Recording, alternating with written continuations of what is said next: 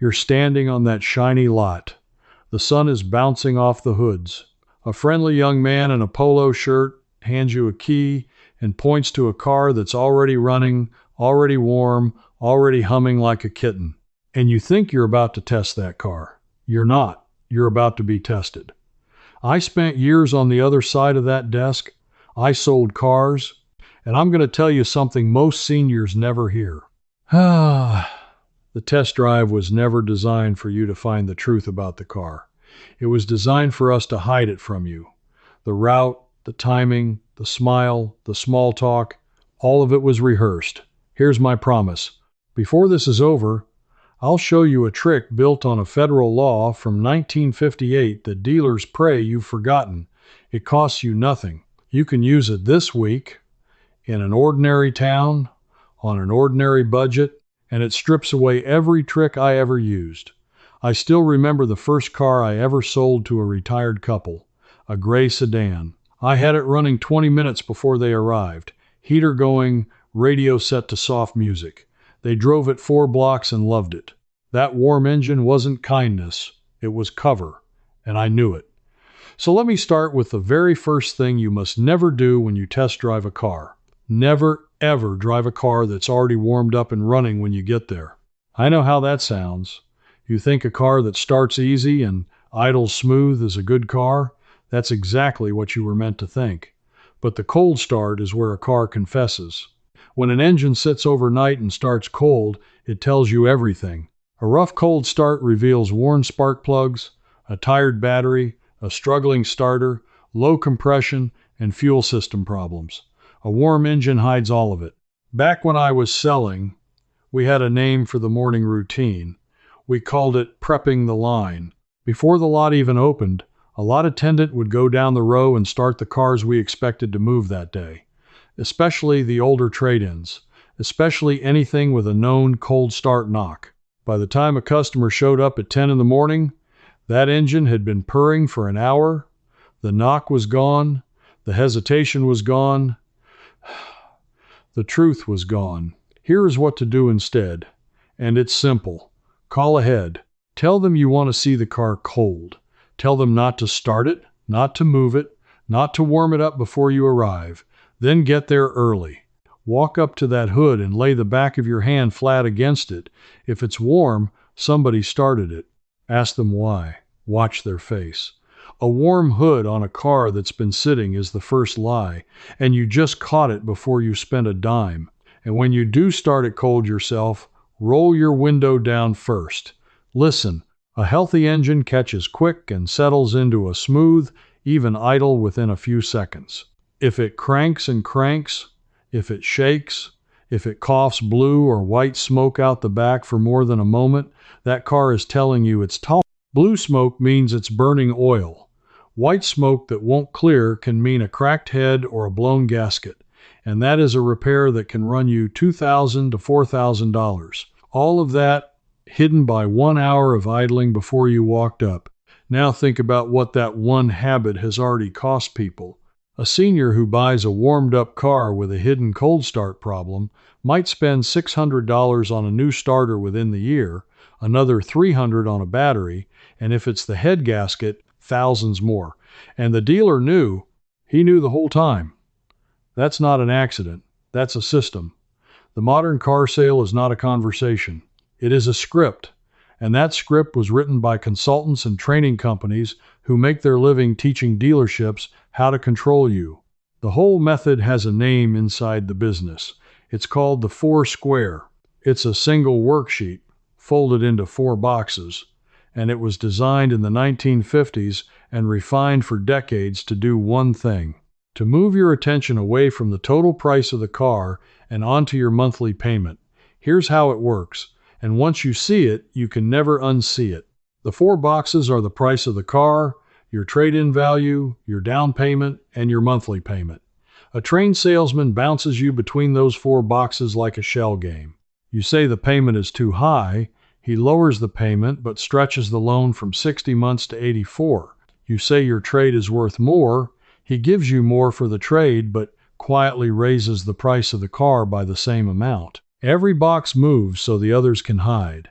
And at no point are you ever allowed to sit quietly and look at the one number that matters, which is how many total dollars leave your bank account before that car is truly yours. I was trained on that worksheet. I can still see it. And I'll tell you the part that turned my stomach later in life.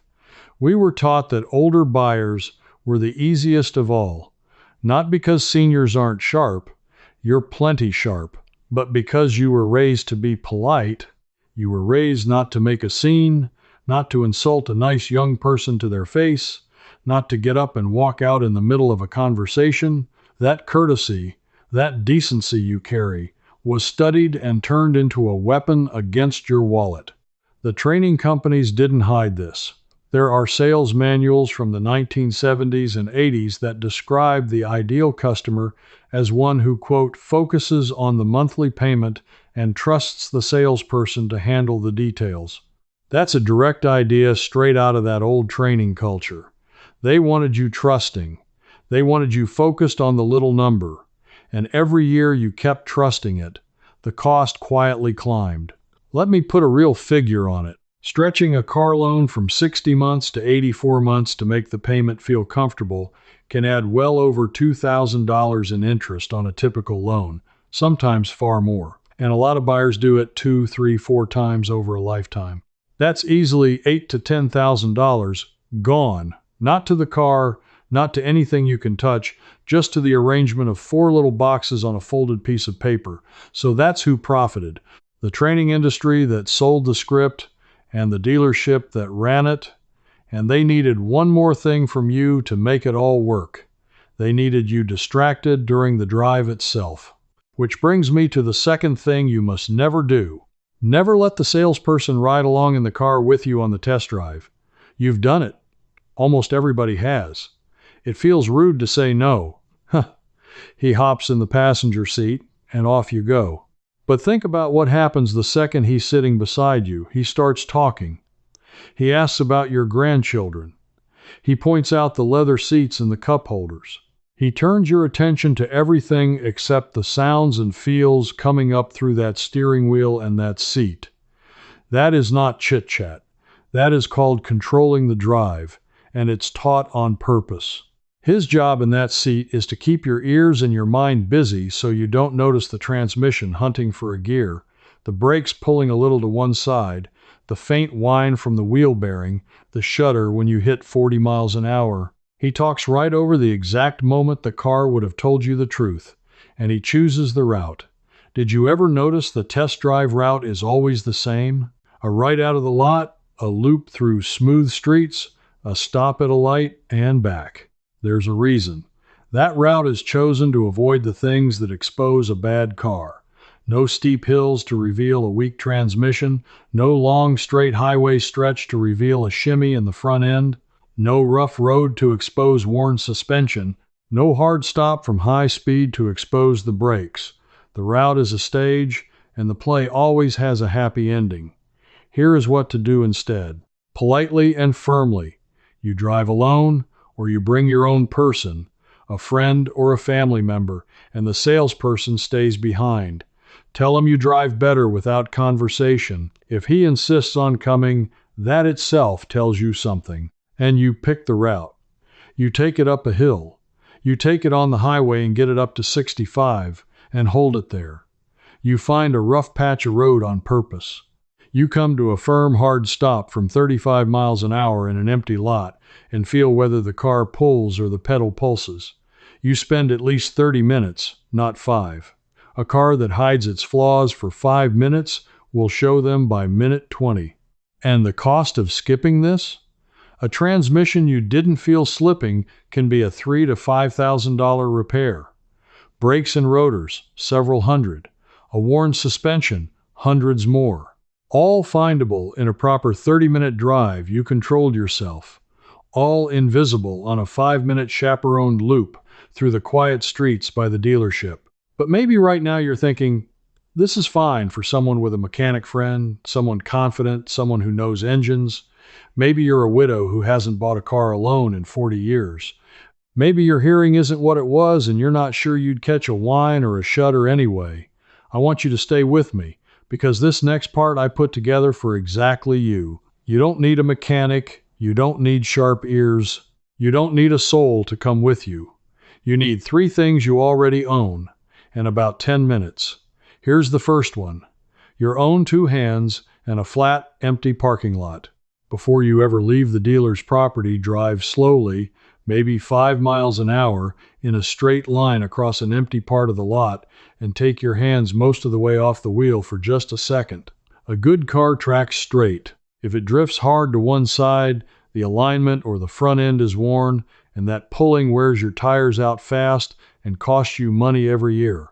You just tested the steering with nothing but your own hands. Here's the second thing, and it's the one I love most, because it turns the dealer's own trick against him. Silence. Remember, they want the radio on, and they want the talking, so you do the opposite. Before you pull out, reach over and turn the radio all the way off. Roll the windows up. Turn the fan off. Now drive in complete silence. Every sound that car makes is now yours to hear. A clunk over a bump. A whine that rises with speed. A tick from the engine. A hiss of air. In silence, a 15-year-old with average hearing and a 70-year-old with a hearing aid will both catch the big warning sounds, because the loud problems aren't subtle when nothing is covering them. The radio was the cover. You just removed it. And that is a system built to survive only as long as you don't know it exists, which is exactly why I wrote it all down. I put everything I'm sharing with you today, and a great deal more that we don't have time for in a single video, into a digital book called Smart Keys. There's also Deep Senior Edge and Deal Done, each one built around a different part of this fight. If you want the full picture, every trick, every counter move, every word to say, and every word to avoid, the links are in the description below. Take one home tonight and read it at your own kitchen table. The same table I'm about to tell you is the most powerful weapon you own. Now let's pull that curtain back the rest of the way, because the warm engine is only the smallest trick. And here's the third thing, and it costs you nothing but a smell. Roll the windows down at the end, and while the engine is warm and idling, walk around to the back and simply smell and look at what comes out of the tailpipe. A healthy car gives you almost nothing. A sweet smell means coolant is leaking where it shouldn't, a warning of that expensive gasket problem. A harsh, raw gasoline smell means the fuel system is running wrong. A steady puff of blue smoke means burning oil. Your nose, which you've had your whole life, is a diagnostic tool the dealer can't disconnect. Do you see it now?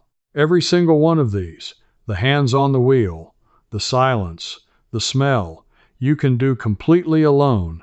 Today, with nothing but the body you walked in with. You were made to feel that checking a car was a job for experts, so that you'd hand the judgment over to the nice young man. It was never true. The tools were always yours. But even if you catch every mechanical flaw, there's still a trap waiting for you back at that desk.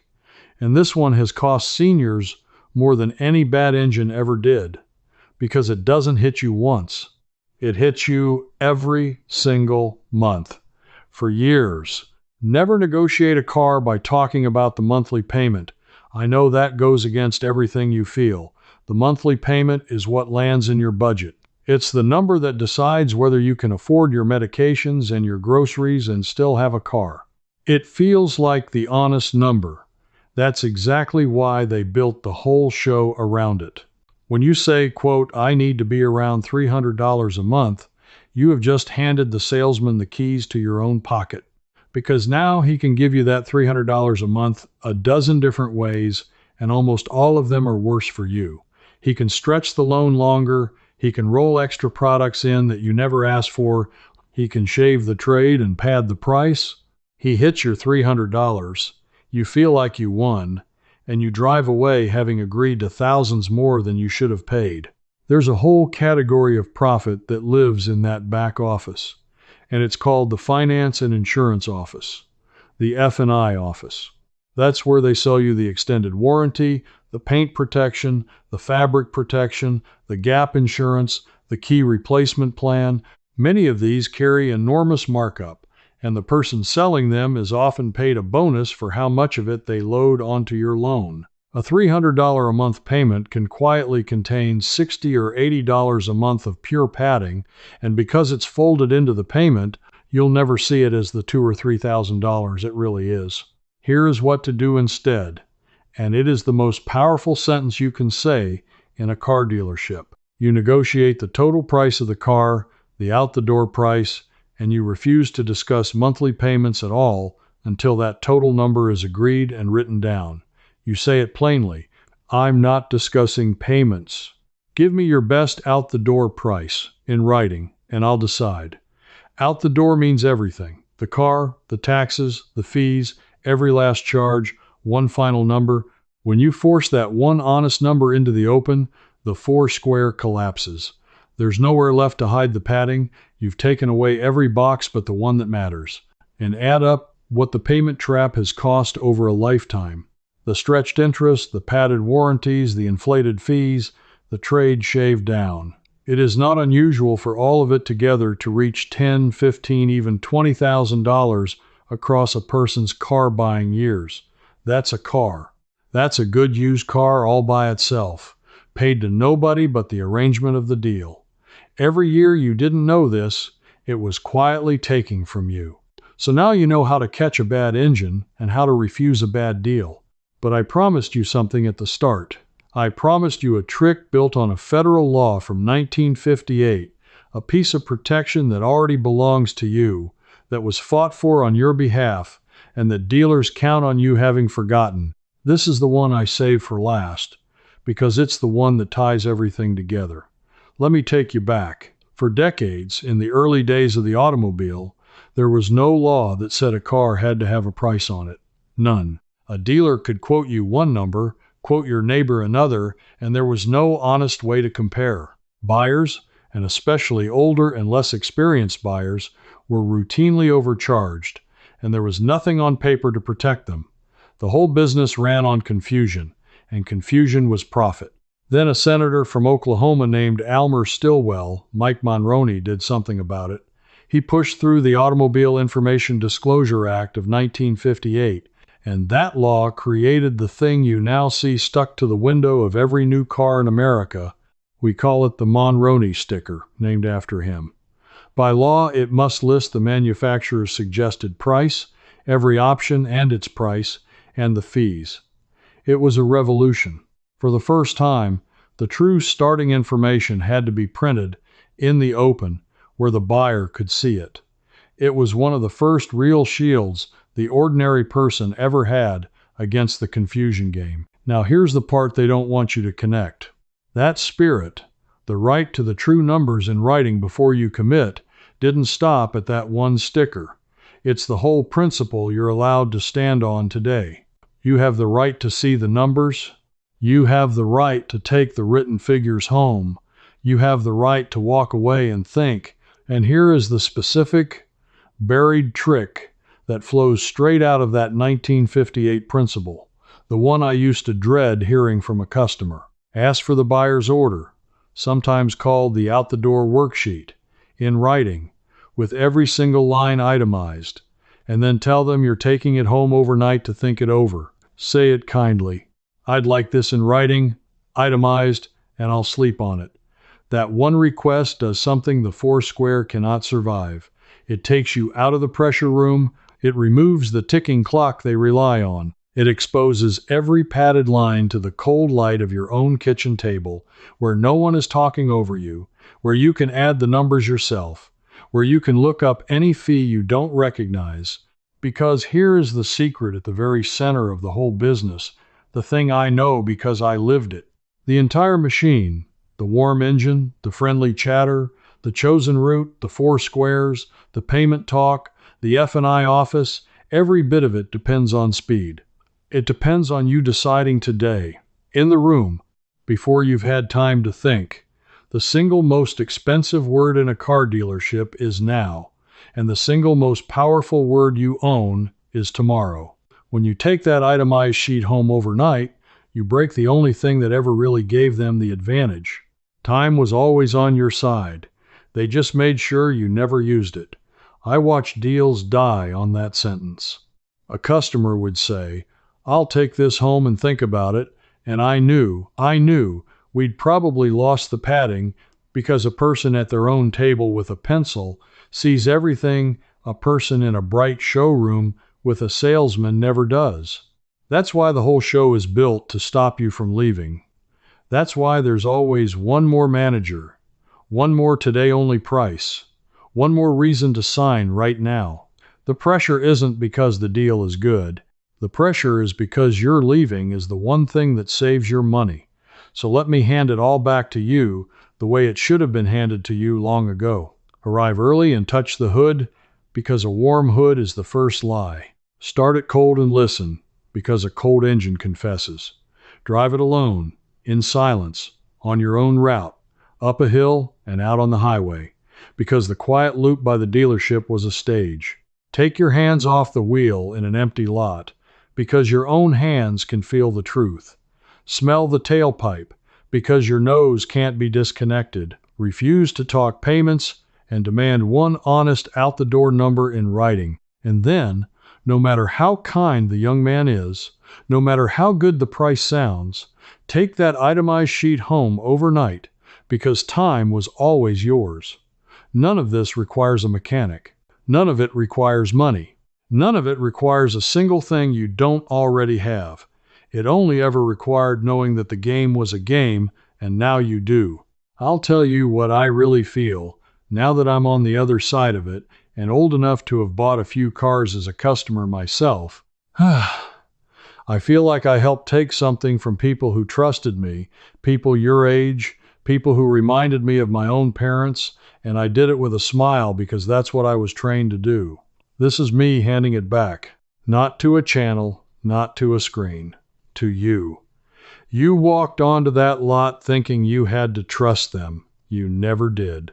You had the law, you had your own senses, and you had the one thing they feared most, which was your right to walk out the door and sleep on it. You're the kind of person who refuses to keep paying for a trick just because someone in a polo shirt smiled while they ran it. That's who you are. That's who's still watching right now. So let me ask you something, and I truly want your answer. Has a salesperson ever climbed into the passenger seat of your test drive and talked the whole way? And did it ever feel like they were steering your attention on purpose? Tell me about it. Write it down in the comments below, even just a line, because your story warns the next person who reads it, and this audience doesn't speak up unless someone asks them to, so I'm asking you directly. Leave a comment, and if you want to keep seeing through the tricks the way we just did, come sit with the rest of us who've decided we're done being the easy sale. That's what this is. A room full of people taking the honest knowledge back, one buried secret at a time. Because next I'm going to show you the truth about extended warranties, the ones they push hardest in that back office, and exactly which words on that contract mean they'll almost never pay when you actually need them. That one surprised even me. And I sold them. That cold hood is only the first lie you can catch. Want the rest? Come inside with me. Right where this video stopped, my full checklist and word-for-word scripts are waiting in the Wiser Living Circle. In there, you can ask me your own question. And,